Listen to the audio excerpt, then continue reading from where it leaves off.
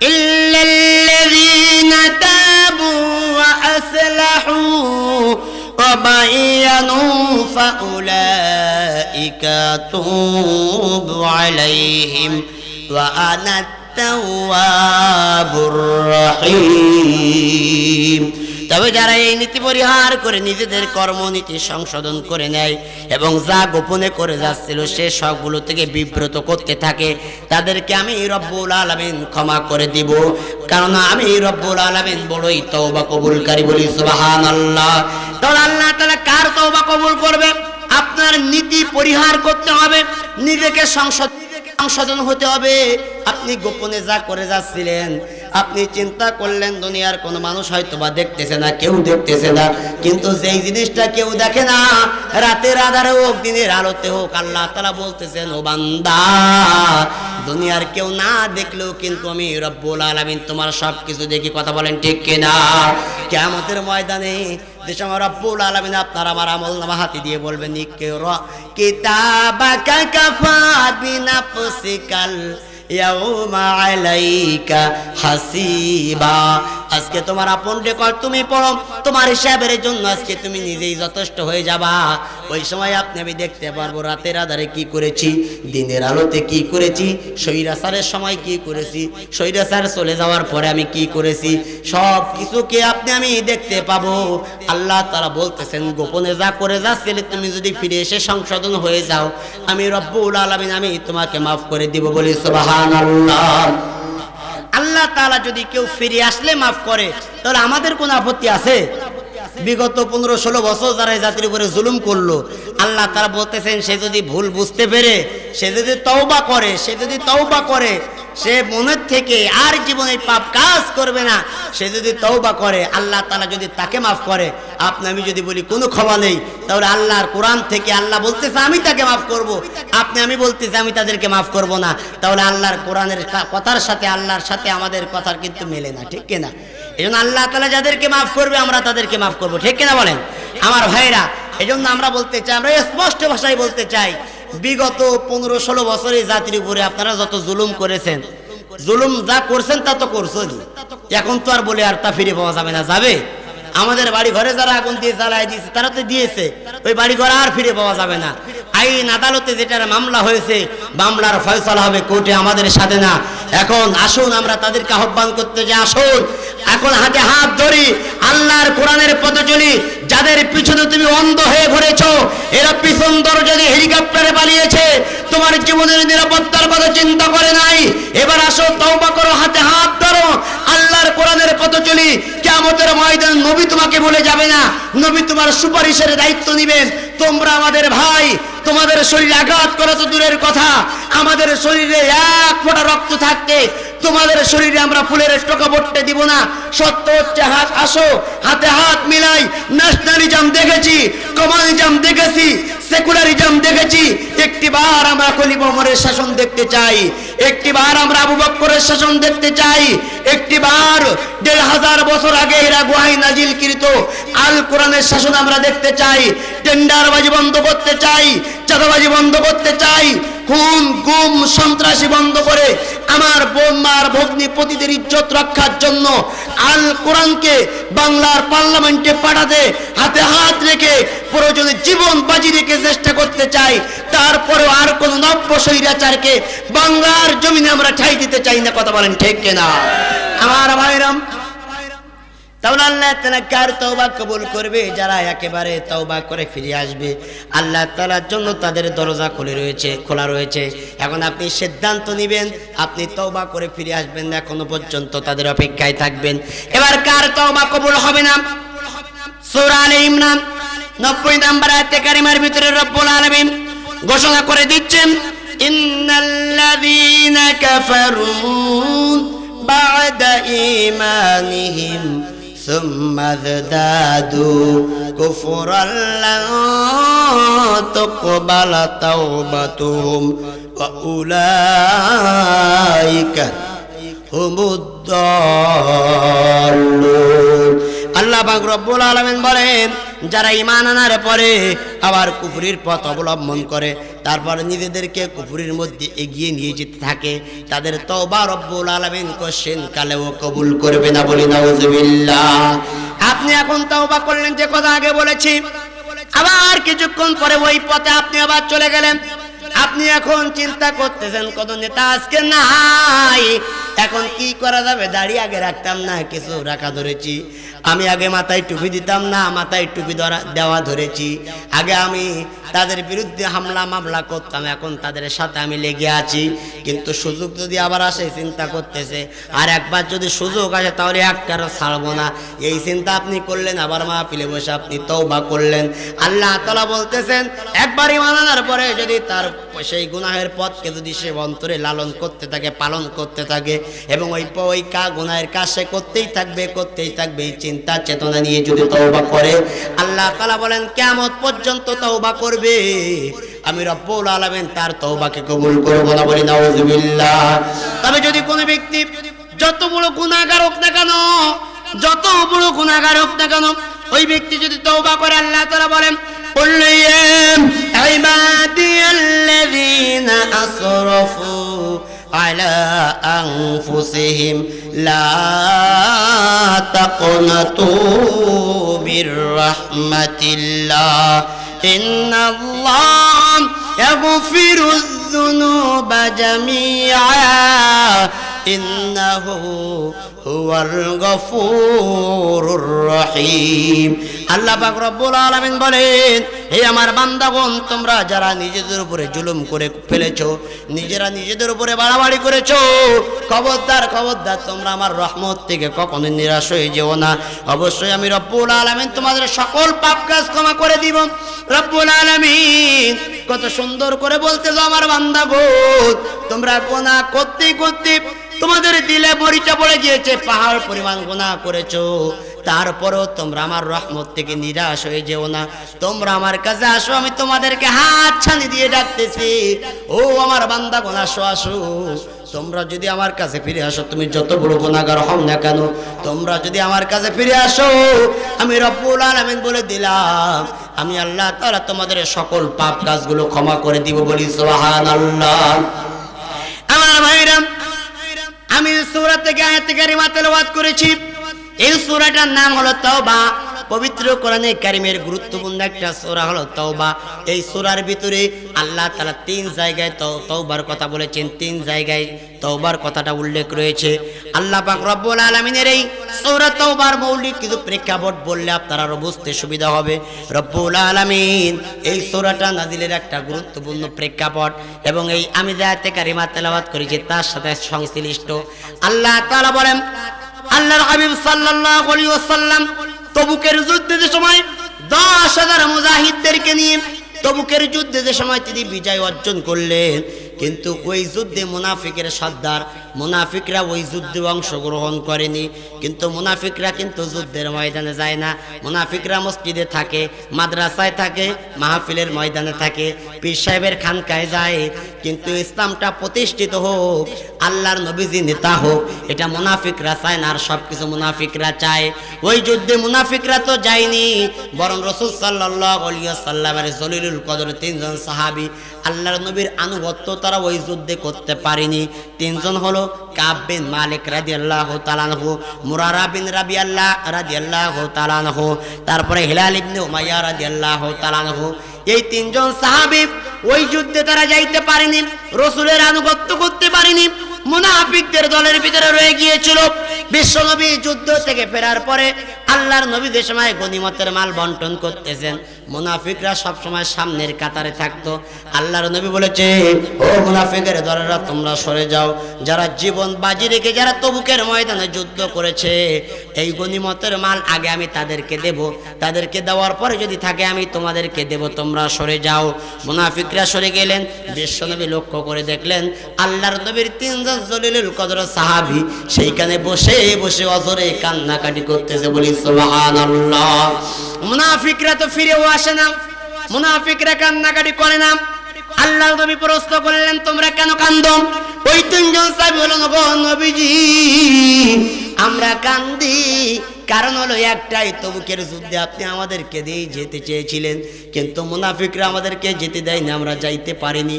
কিন্তু আমরা বুঝতে পেরেছি আপনার এটাকে আমরা সাড়া দেইনি, আমরা তবুকের যুদ্ধে যাইনি, আমরা তো জাহান্নামী হয়েই গিয়েছি।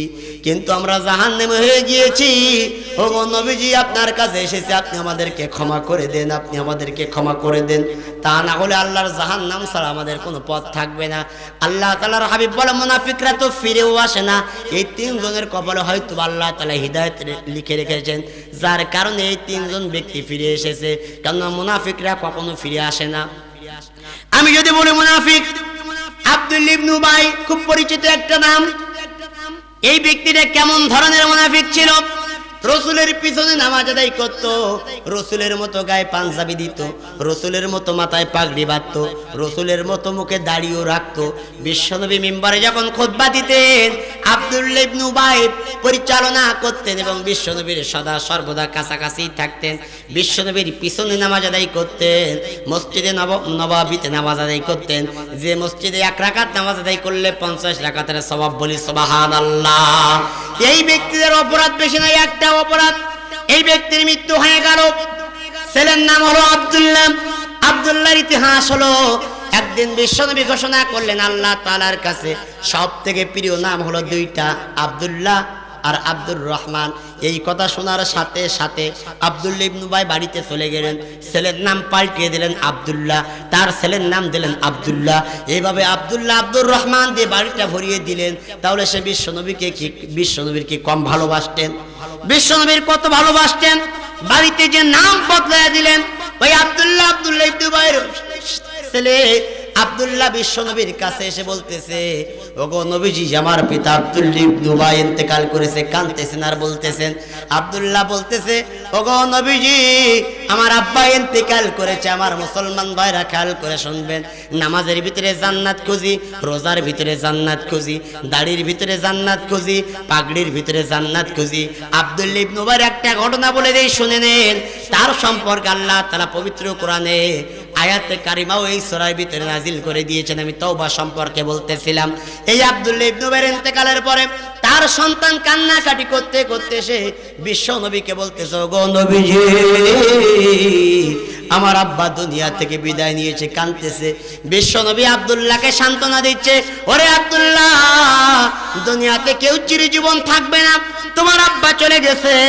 আমি এমন একজন নবী, আমার আব্বার চেহারাটা আমি দেখি নাই, আমার জন্মের পূর্বে আমার আব্বা দুনিয়া থেকে বিদায় নিয়েছে। ওরে আব্দুল্লাহ, তুমি ধৈর্য ধারণ করো, দুনিয়ায় তুমিও একদিন থাকবা না, আমি একদিন থাকবো না। বিশ্বনবী সান্ত্বনা দিচ্ছে। আব্দুল্লাহ সান্ত্বনা পেয়ে বলতেছে, ওগো নবীজি, আমার আব্বা ইন্তেকালের পূর্বে আপনার কাছে 3টা ওসিয়াত করেছে, আমি সন্তান হিসেবে আপনার কাছে আসছি, আপনি 3টা ওসিয়াত পূরণ করবেন।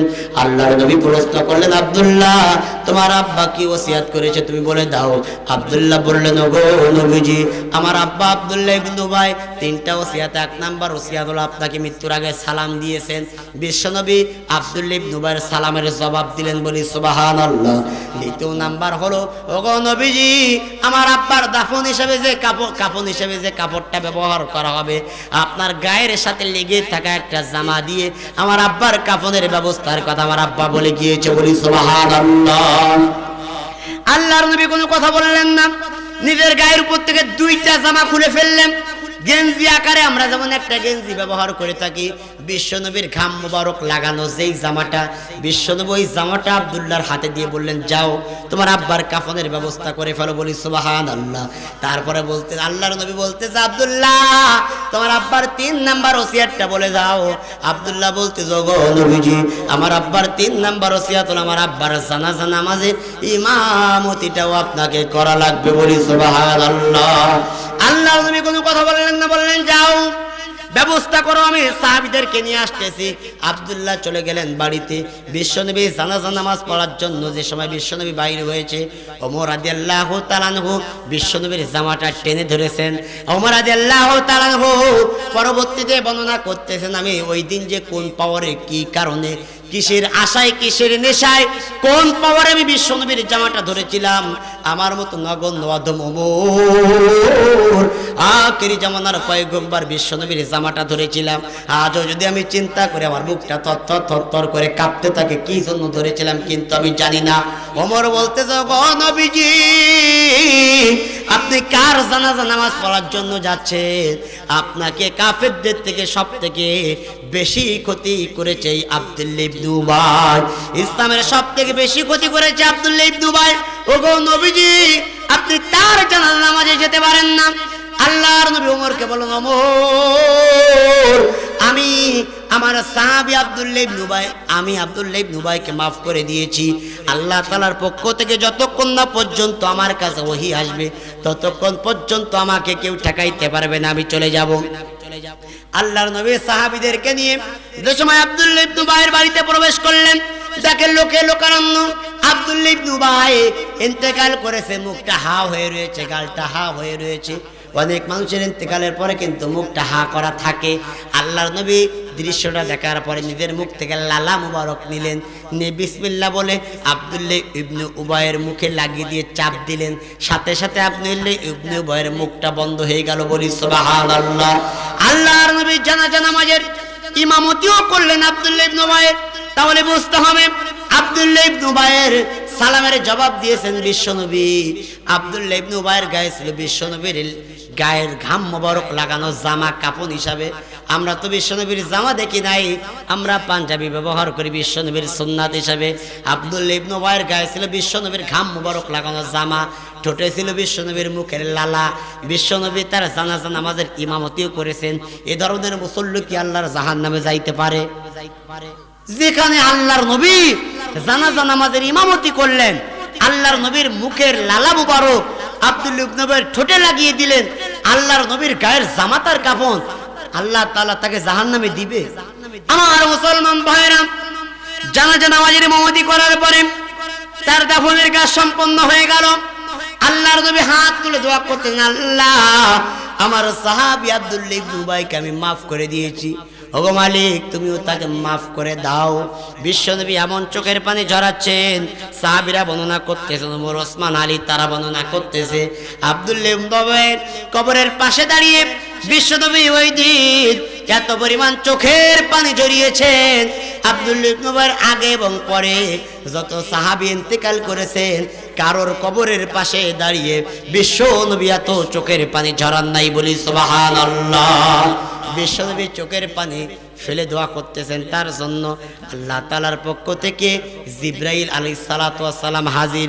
পবিত্র কোরআনে কারীমের সূরা তাওবা ৮০ নম্বর আয়াত, ইস্তাগফির লাহুম আও লা তাস্তাগফির লাহুম ইন তাস্তাগফির লাহুম ৭০ মাররাতান ফালাই ইয়াগফিরাল্লাহু লাহুম যালিকা বিআন্নাহুম কাফারু বিল্লাহি ওয়া রাসূলিহি ওয়াল্লাহু লা ইয়াহদিল কওমাল ফাসিকিন। আল্লাহ তাআলা বলেন, হে নবী, তুমি এই ধরনের লোকদের জন্য ক্ষমা প্রার্থনা করো আর না করো তাদের জন্য উভয়টা সমান। ওগো নবী, তুমি যদি তার জন্য ৭০ বার দোয়া করো, আল্লাহ তাআলা আজকে তোমার দোয়া তার জন্য কবুল করবে না। বলি নাউজুবিল্লাহ। চিন্তা করে দেখেছেন, যে নবী হ্যাঁ বললে আল্লাহ তাআলা হালাল করে দিয়েছে, যে নবী না বললে আল্লাহ তাআলা হারাম করে দিয়েছে, যে নবী পা উঁচু করলে আরশ আজিম পর্যন্ত পৌঁছে গিয়েছে, যে নবীর আঙ্গুলের ইশারায় আকাশের চাঁদ দ্বিখণ্ডিত হয়ে গিয়েছে, যে নবী রাস্তা দিয়ে চললে আকাশের মেঘমালাগুলো ছায়া দিয়েছে, যে নবীর দিকে এতিম বাচ্চারা তাকাইলে পিতা হারানোর বেদনা ভুলে গিয়েছে, বিধবা স্ত্রীরা তাকাইলে স্বামী হারানোর বেদনা ভুলে গিয়েছে, সেই নবীজি দোয়া করতেছে।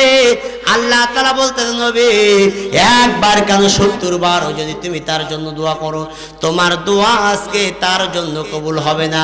তাহলে বিশ্ব নবীর দোয়া যদি ওই ব্যক্তির জন্য যদি কবুল না হয়, ও বাবা ও ভাই, তুমি কার কোন পীরের মুরিদ জানি না, তুমি কোন দলের নেতা, তুমি কোন দলের কর্মী জানি না, কি এমন অপরাধ ছিল যে বিশ্বনবীর দোয়া আল্লাহ তাআলা কবুল করলেন না? শুধু দোয়াটা ফেরত দিলেন এমনটা না, আপনি পবিত্র কোরআনে কারিমের সূরা তাওবার ৮৪ নম্বর আয়াতে দেখবেন বিশ্বনবী হাতটা নামালেন, মনে কষ্ট নিয়ে কবরস্থান থেকে দেশে আসতেছেন, জিবরাইল আবার এসে হাজির আর একটা আয়াত নিয়ে বলতেছে, গো নবীজি আপনি বাড়ি চলে যাচ্ছেন, তবে আল্লাহ তাআলার চূড়ান্ত ঘোষণা আপনি শুনে নিন, ওয়ালাম তুসাল্লিম আলা আহাদিন মিনহুম মাতা আবাদাউ ওয়ালা তাকুম আলা কবরি ইন্নাহুম কাফারু বিল্লাহি ওয়া রাসূলিহি ওয়া মাতু ওয়া হুম ফাসিকুন। আল্লাহ তাআলা বলেন, নবী আর আগামীতেও যদি তাদের মধ্যে থেকে কেউ যদি ইন্তেকাল করে, এই টাইপের লোক যদি কেউ ইন্তেকাল করে, তারা জানাজা নামাজ তো দূরের কথা, ওগো নবীজি তুমি তার কবরের পাশেও আসবে না, বলি নাউজুবিল্লাহ। কত বড় কঠিন হুঁশিয়ারি! কি এমন পাপ কাজ করেছিল আব্দুল্লাহ ইবনে উবাই? আব্দুল্লাহ ইবনে উবাইর সব ছিল, নামাজ ছিল, রোজা ছিল, হজ ছিল, যাকাত ছিল, দাড়ি ছিল, জুব্বা ছিল, পাগড়ি ছিল, সব কিছুই ছিল। অপরাধ ছিল একটাই, সে চাইতো না আল্লাহর জমিনে আল্লাহর দিন প্রতিষ্ঠিত হোক, সে চাইতো না আল্লাহর কোরআন দিয়ে বিচার কাজ চলুক, সে চাইতো না আল্লাহর নবী সমাজের নেতা হোক। বিশ্বনবীর পাশে থেকে সব খবরগুলো কাফেরদের কাছে দিত। আমার ভাইরা, সে তো শুধু চাইতো না। যদি এমনটা হয়, ভালো করে বুঝবেন তারকাদার মুসলমানেরা, সে তো শুধু চাইতো না, চায় না তো চায় না, বরং যারা চায় আমরা তাদের বিরুদ্ধে অবস্থান নেই, ঠিক কিনা? সে তো শুধু চাইতো না, কিন্তু আমরা চাই না তো চাই না, বরং যারা চায় আল্লাহর কোরআন দিয়ে জমিন যার আইন চলবে, তার আল্লাহর কোরআন দিয়ে সংসদ চলবে, এটা যারা চায়, আমরা তো বরং চাচ্ছে না, বরং যারা চাচ্ছে তাদের বিরুদ্ধে আমরা মামলা দিতেছি, তাদের উপরে আমরা হামলা করতেছি, তাদেরকে আমরা ফাঁসির দড়িতে ঝুলিয়ে মারতেছি, তাদের বিরুদ্ধে আমরা মিথ্যা সাক্ষী দিচ্ছি। আপনার একটা মিথ্যা সাক্ষীর কারণে কত ভালো ভালো মানুষের গলায় ফাঁসির দড়ি ঝুলতেছে। সে তো শুধু চাইতো না, বরং আমরা চাচ্ছি না তো চাচ্ছি না, বরং যারা চাচ্ছে আমরা তাদের উপরে জুলুম করতেছি, নির্যাতন করতেছি। আর এই চিন্তা করে আপনি কিভাবে জান্নাত যাওয়ার আশা করে? আব্দুল্লাহ ইবনে উবাই শুধু চাইতো না, আপনি চাচ্ছেন না, বরং যারা চাচ্ছে আপনি তাদের উপরে জুলুম করে আবার আপনি জান্নাতে যাইতে চান। জান্নাত কি মামু বাড়ির আবদার? আল্লাহ তাআলা বলতেছেন, তুমি বলেছো আমি ইমানদার, এ কথা বললেই আমি ছেড়ে দিব? আহাসিবান নাস ইয়াতরুকু ওয়া ইয়াকুনু আমান্না ওয়া হুম লা ইফতানুন। তুমি বলেছো আমি ইমানদার, আমি মানে নিচ্ছি, কথা বললেই আল্লাহ ছেড়ে দিবে? আল্লাহ তোমাকে পরীক্ষা করবে না? আমার মুসলমান ভাইরা, এজন্য আব্দুল্লাহ ইবনে উবাইয়ের চরিত্র যদি আমাদের কারোর ভিতরে যদি বিন্দু মাত্র থেকে থাকে, আপনার মাথায় যত বড় টুপি থাকুক না কেন, আপনার গায়ে যত বড় পাঞ্জাবি থাকুক না কেন, আপনি যত ভক্ত নামাজ জামাতের সাথে পড়েন না কেন, আল্লাহর জান্নাতে আপনি আমি যাইতে পারবো না যতদিন পর্যন্ত না তওবা করে আপনি আমি ফিরে আসবো। কথা বলেন ঠিক কিনা? আমার ভাইরা, তাহলে তওবা সম্পর্কে বলতেছিলাম, মুনাফিকরা তো ফিরে আসে না, কিন্তু তিনজন সাহাবী তারা বুঝতে পেরেছে, তিনজন সাহাবী তারা বুঝতে পেরেছে হয়তোবা আল্লাহ তাআলা আমাদেরকে মাফ করবে না। তারা বুঝতে পেরেছে আমরা যে তবুকের যুদ্ধে গেলাম না, আল্লাহ তাআলা আমাদের জাহান্নামে দিবে। কিন্তু জাহান্নাম থেকে কিভাবে বাঁচবো? আমরা তো অপরাধ একটা করেই ফেলেছি। রাসূলের কাছে চলে আসলেন। রাসূলুল্লাহ গনিমতের মাল বন্টন করার পরে খুতবা দিলেন। খুতবা দেওয়ার পরে বিশ্বনবী ঘোষণা করলেন, দেখো তবুকের যুদ্ধে আমি আমার নিজের থেকে যাইনি, আল্লাহ তাআলা আমাকে যাওয়ার হুকুম দিয়েছিলেন, তাই আমি গিয়েছিলাম। তোমরা যারা যাওনি, অপরাধটা আমার কাছে তোমরা করনি, অপরাধ করেছো তোমরা আল্লাহ তাআলার কাছে। কাজেই আল্লাহ তাআলা যতক্ষণ না পর্যন্ত মাফ না করবে, আমি বিশ্বনবী তোমাদেরকে মাফ করতে পারবো না। কাজেই পরবর্তী নির্দেশনা না আসা পর্যন্ত এই তিনজনের সাথে যাবতীয় সম্পর্ক আমাদের সেট করা হলো। লেনদেন, উঠা বসা, সালাম কালাম, কথাবার্তা সব কিছু থেকে তিনজনকে আমরা আলাদা করে দিলাম। তিনজনকে আমরা বয়কট করলাম যতদিন পর্যন্ত না আল্লাহ তাআলা নতুন নির্দেশনা দিবেন। কাব বিন মালিক এই কথা শোনার পরে বাড়িতে চলে গেলেন। বাড়িতে দরজা দেওয়া, ঘরে দরজা লাগানো, দরজার বাহির থেকে স্ত্রীকে ডাক দিচ্ছে, ওগো প্রাণের স্ত্রী দরজাটা খুলে দাও। স্ত্রী বলতেছে, ওগো প্রাণের স্বামী, আপনার ঘর এইটা আমিও জানি, আপনার ঘরে তো আপনি অবশ্যই আসবেন, কিন্তু আপনি যে তবুকের যুদ্ধে গেলেন না, আল্লাহ তাআলার হাবিব আমাদেরকে যে নির্দেশনা দিলেন, পরবর্তী আল্লাহ তাআলা নির্দেশ না দেওয়া পর্যন্ত আপনাদের সাথে আমাদের কোনো সম্পর্ক স্থির থাকতে পারে না, আপনার সাথে কোনো কথাবার্তা হবে না, আপনার সাথে আমার কোনো সম্পর্ক থাকতে পারে না পরবর্তী নির্দেশনা না দেওয়া পর্যন্ত। তবে আপনি যদি আপনার ঘরে আপনি আসতেই চান, তাহলে পিছনের দরজা দিয়ে আমি আমার আব্বার বাড়িতে চলে যাব, আপনার ঘরে আপনার সাথে আমি থাকতে চাই না। কাব বিন মালিক মনটা খারাপ হয়ে গেল, ঘরের ভিতরে প্রবেশ করলেন না। বাইরে তার 3টা সন্তান, একটা 4 বছর, 7 বছর আর 9 বছর বয়স, 3টা সন্তান পাথরের টুকরা নিয়ে খেলা করতেছে। কিতাবের ভিতরে এসেছে, কাব বিন মালিক সন্তানদের কাছে কান্নাকাটি করে বলতেছে, ও আমার প্রাণের সন্তানেরা, তোমরা একটু আসো, জানি না আমি কোথায় যাব, তবুকের যুদ্ধে আমি যেতে পারিনি। আল্লাহর নবী বলেছে, আল্লাহ তাআলা পরবর্তী নির্দেশনা না দেওয়া পর্যন্ত আল্লাহর নবী আমাকে মাফ করবে না, আল্লাহও আমাকে মাফ করবে না। কোথায় যাব জানি না, একটু জনমের মতো আদর করে যাই। ছোট্ট সন্তানটা যখন কোলে ওঠার জন্য আসবে, মাঝের সন্তানটা বলেছে, না না, আমরা কোনো মুনাফিকের কোলে আমরা উঠতে চাই না।